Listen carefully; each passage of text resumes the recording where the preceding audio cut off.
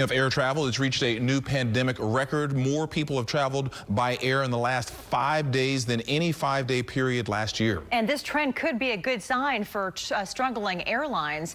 KPRC2's Andy Sirota has a closer look at the numbers. When it comes to air travel, the numbers say it all. Nearly 6.5 million people have flown since Thursday, a new pandemic record. But the airline industry is still struggling. Our business is still off relative to 2019 levels, pre-pandemic levels.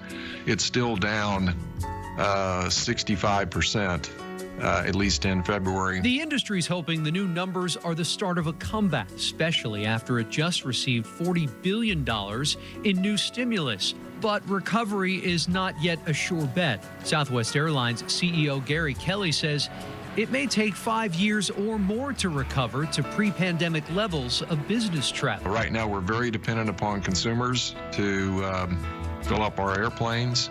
Our hope is that by the time we get to June, where you've had much of the population having had access to vaccinations, that we've got a chance at breaking even at least. Airlines for America says the U.S. is unlikely to see a return to pre-pandemic passenger volumes before 2023. Right now, the organization says most people are booking travel only a couple of weeks out.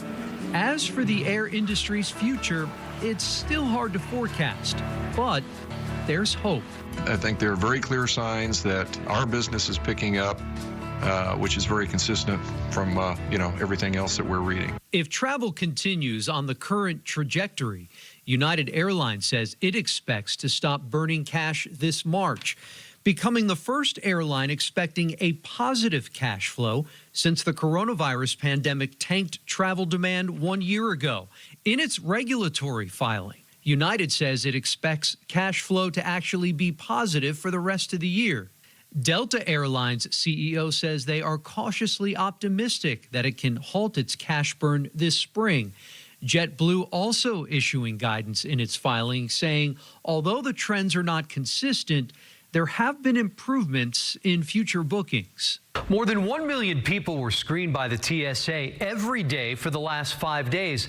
That's still 45% below 2019 levels, a sign the industry still has a long way to go before recovering to pre-pandemic levels. Andy Sirota, KPRC 2 News.